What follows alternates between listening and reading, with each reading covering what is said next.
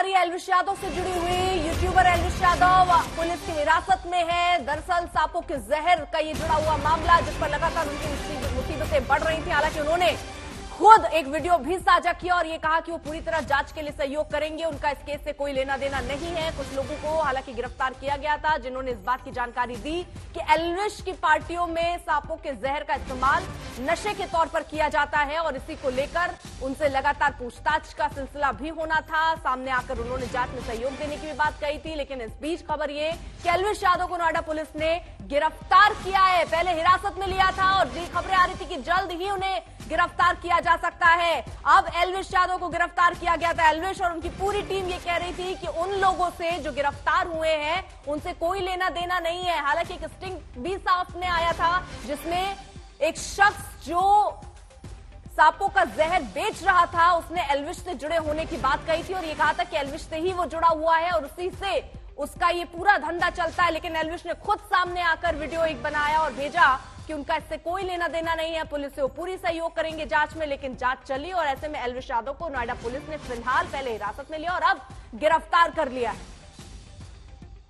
अरविंद ओझा हमारे साथ, हमारे सहयोगी। अरविंद, आखिरकार तमाम बातें चल रही थी। एल्विश बार बार ये कह रहे थे मैं जांच में पूरा सहयोग दे रहा हूं, मेरा इससे कोई लेना देना नहीं है। लेकिन ये गिरफ्तारी हुई है तो गिरफ्तारी किस आधार पर हुई फिर?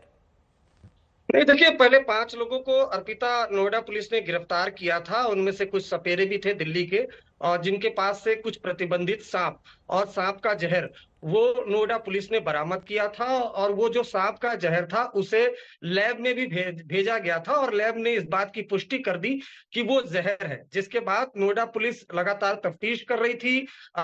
इन सब के बीच एल्विश यादव को कई बार पूछताछ में शामिल होने के लिए बुलाया भी गया था, पूछताछ किया गया था। और इस दौरान नोएडा पुलिस के सूत्रों का कहना है कि जब पुख्ता सबूत मिले हैं उसके बाद एल्विश यादव को आज गिरफ्तार कर लिया गया है।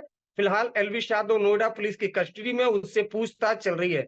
अगर बात की जाए इस केस के इन्वेस्टिगेशन की, तो जब 5 लोगों को गिरफ्तार किया गया था और उनसे सांप का जहर बरामद हुआ था, कुछ प्रतिबंधित सर्प भी बरामद हुए थे, उसके बाद उन लोगों ने पूछताछ में एल्विश यादव का नाम लिया था। उसके बाद ये भी बताया था कि किन किन पार्टियों में दिल्ली के कुछ फार्म हाउस के नाम का जिक्र किया गया था और बताया गया था इन फार्म हाउस में उन्होंने जहर की सप्लाई की थी। जिसके बाद नोएडा पुलिस उन फार्म हाउस पे भी गई, वहां पर भी जांच पड़ताल की, पुख्ता एविडेंस कलेक्ट किए गए। उसके बाद आज एल्विश यादव को फाइनली पुलिस ने गिरफ्तार कर लिया है। अब पुलिस फिलहाल जो सीनियर अधिकारी है वो उससे पूछताछ चल रहा है। लगातार एल्विश यादव इस सब के बीच लगातार विवादों में भी रह रहा था। हालांकि एल्विश यादव ने सफाई भी दी थी अपनी तरफ से कि उसका कोई लेना देना नहीं है। लेकिन पहले से 5 लोगों की गिरफ्तारी, प्रतिबंधित सांपों का बरामद होना, जहर का बरामद होना, जहर का लैब से टेस्ट रिपोर्ट आना, ये तमाम ऐसे एविडेंस थे जिसके आधार पर एल्विश यादव को